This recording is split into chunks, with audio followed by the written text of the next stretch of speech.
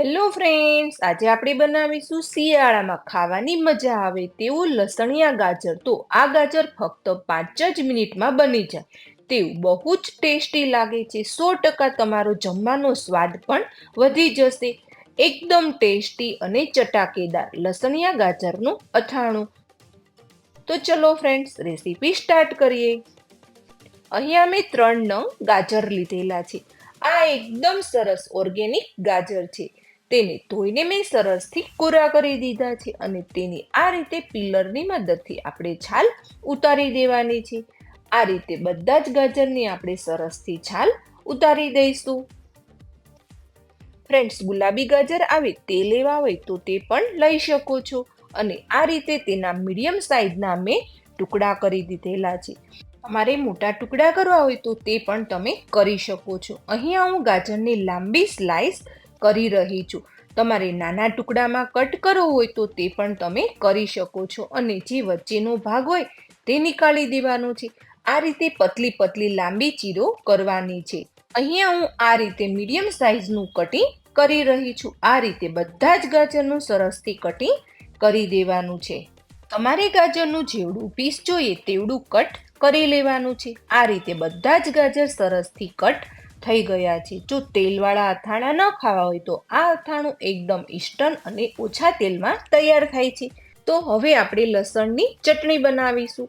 એક ખાયણી દસ્તો લેવાનો છે. તેમાં મેં 10 થી 15 લસણની કળી લીધેલી છે. ત્યારબાદ તેમાં 2 ટેબલસ્પૂન લાલ મરચું પાવડર ઉમેરી દેવાનું છે. બંનેને સારી રીતે ખાંડી દેવાનું છે. અને તમારે મિક્સરમાં ક્રશ નથી કરવાનું. આ રીતે બનાવવાથી ચટણીનો ટેસ્ટ ખૂબ જ સારો આવે છે.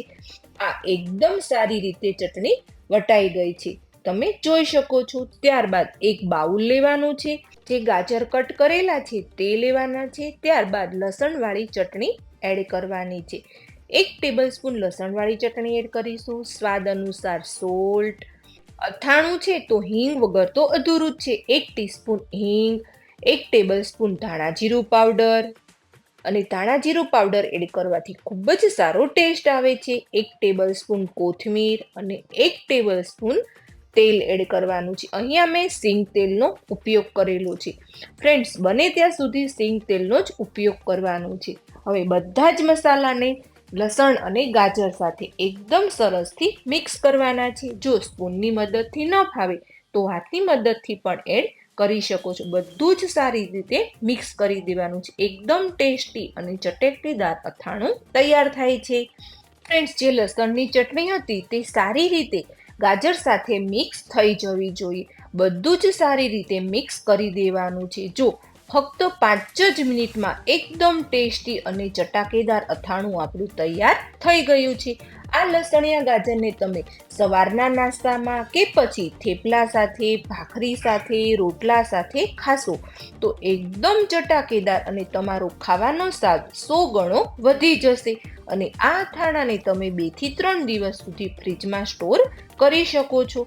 અને કોઈ ગેસ્ટ આવી જાય અને ઇન્સ્ટન્ટ અથાણું બનાવવાનું હોય તો આ લસણિયા ગાજરનું અથાણું એકવાર જરૂરથી બનાવજો અને મને કોમેન્ટ બોક્સમાં જણાવજો કે તમને મારી આ રેસીપી કેવી લાગી. તમે વિડીયો તો જોઈ રહ્યા છો, લાઈક કરો, શેર કરો અને સબસ્ક્રાઈબ કરો. જય શ્રી કૃષ્ણ મિત્રો.